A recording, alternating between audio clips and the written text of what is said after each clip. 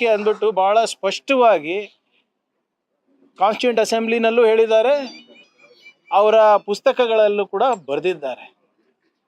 ಅದೆಲ್ಲನೂ BJPಯವರು ಓದಲ್ಲ, ಬರೀ ಮನುಸ್ಮೃತಿ ಓದ್ತಾರೆ. ಅದಕ್ಕೆ ಅವರಿಗೆ ಅದು ಚೆನ್ನಾಗಿ ಅನಿಸುತ್ತೆ. ಅನೈಲೇಷನ್ ಆಫ್ ಕಾಸ್ಟ್ ಓದಿ, ಬಾಬಾ ಸಾಹೇಬ್ ಅಂಬೇಡ್ಕರ್ ಅವರು ರೀಡಲ್ಸ್ ಆಫ್ ಹಿಂದೂಯಿಸಮ್ ಓದಿ, ಎಲ್ಲನೂ ಬರೆದಿದೆ. ನೋಡಿ, ಹಿಂದೂಯಿಸಮು ಅಥವಾ ಸನಾತನ ಧರ್ಮ ಸಾವಿರಾರು ವರ್ಷದಿಂದ ಉಳ್ಕೊಂಡು ಬಂದಿದೆ.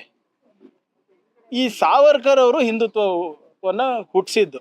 There was no concept of Hindutva even 100 years back.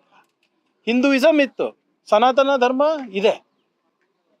ಇವರೇನೋ 3000 ವರ್ಷದ ಇತಿಹಾಸದ ಧರ್ಮವನ್ನು ಇವ್ರು ಕಾಪಾಡೋಕ್ಕೆ ಇವಾಗ 100 ವರ್ಷದ ಸಂಘಟನೆಗಳು ಹೊರಟಿವೆ ಅಷ್ಟೇ.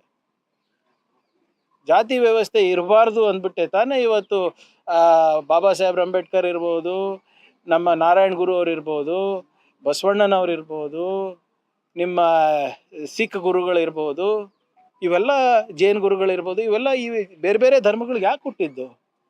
ಯಾಕಂದರೆ ಇರುವಂಥ ವ್ಯವಸ್ಥೆನಲ್ಲಿ ಸಾಮಾಜಿಕ ನ್ಯಾಯ, ಸ್ವಾಭಿಮಾನದ ಬದುಕು ಸಿಗ್ತಾ ಇರಲಿಲ್ಲ ಅಂತ ತಾನೆ. ಸಂವಿಧಾನದಲ್ಲಿ ಏನಿದೆ? ಈಕ್ವಾಲಿಟಿ, ಸಾಮಾಜಿಕ, ಆರ್ಥಿಕ ಹಾಗೂ ಒಂದು ಸ್ವಾಭಿಮಾನದ ಬದುಕು ಕೊಡುವಂಥದ್ದು ಸಂವಿಧಾನದಲ್ಲಿದೆ. ಆ ಆಶಯಗಳನ್ನು ನಾವು ಸ್ಥಾಪನೆ ಮಾಡಬೇಕು ಅಂತ ಎಲ್ಲರದು ಆಶಯ ಅದೇ. ಬುದ್ಧನೂ ಅದೇ ಹೇಳಿದ್ದು, ಬಾಬಾ ಸಾಹೇಬರು ಅದೇ ಹೇಳಿದ್ದು, ಬಸವಣ್ಣನವರು ಅದೇ ಹೇಳಿದ್ದು.